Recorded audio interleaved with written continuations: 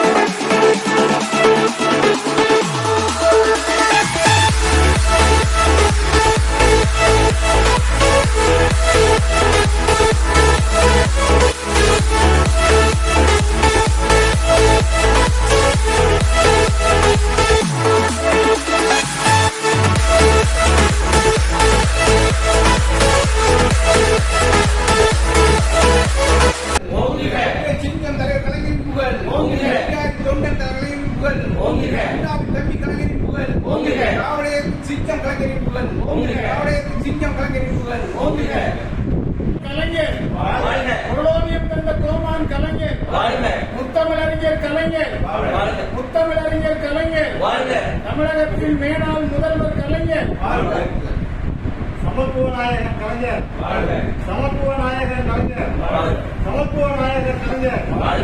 கலைஞர் ஒவ்வொரு மனிதர்களையும் தன்னை போலவே பார்த்தார். கலைஞருடைய பார்வை கடல் கடந்த இடங்களில் இருந்த தமிழரை மட்டும் பார்க்கவில்லை, கல் மலையில் அமர்ந்திருந்த தமிழர்களையும் பார்த்தது. ஒரு சின்ன உதாரணம் சொல்லி ஒரு நிமிஷத்தில் என்ற செய்தியை நிறைவு செய்து கொண்டேன். கன்னியாகுமரி மாவட்டத்தில் எஸ் ராஜன் என்ற ஒரு வழக்கறிஞர் வழக்கறிஞர் தொழில் செய்து கொண்டிருக்கின்றார்.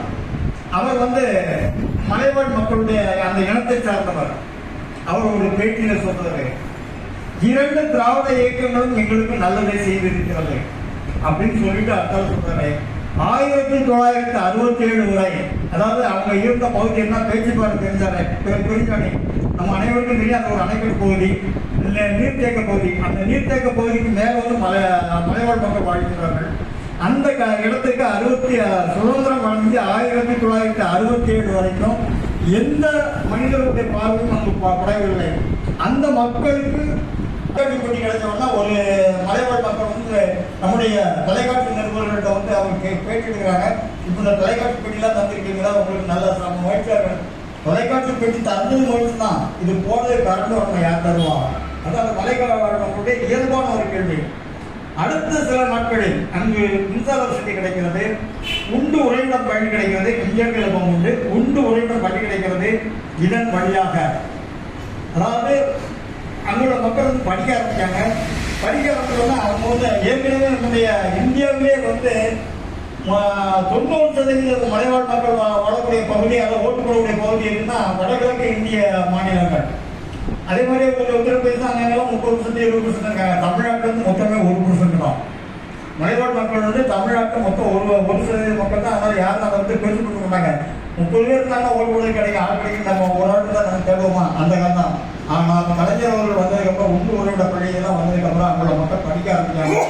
எங்கேருக்கும் அவங்க அந்த கலைஞர் வந்ததுனால அவங்க என்ன அந்த படிக்கிறதுனால அந்த பிள்ளைகள் ஜஸ்ட் பாஸ் பண்ண போவோம், அவங்களும் IAS IPS ஆயிரம்லாம் சூழ்நிலைகள் இருந்துச்சு. ஆனால் இன்று பொது போட்டி அந்த OBC அந்த இதிலே போட்டி போடக்கூடிய அளவுக்கு அவங்களோட மக்கள் தயாராக இருக்கின்றார்கள் என்றால் அந்த முதல் விதையை ஊண்டியவர் கலைஞர். கலைஞருடைய பார்வை கடல் கடந்த தமிழர்களுக்கு மட்டுமல்ல, கல் மலையில் அவர்களுக்கு மனிதர்கள் மீது இருந்தது என்று சொல்வதற்கான இந்த வாய்ப்பை பயன்படுத்தினேன். நன்றி. உங்கள் வியாபாரத்தை இன்னும் மேம்படுத்த விளம்பர வண்டி தேவைக்கு எங்களிடம் அணுகவும். 94 43554244.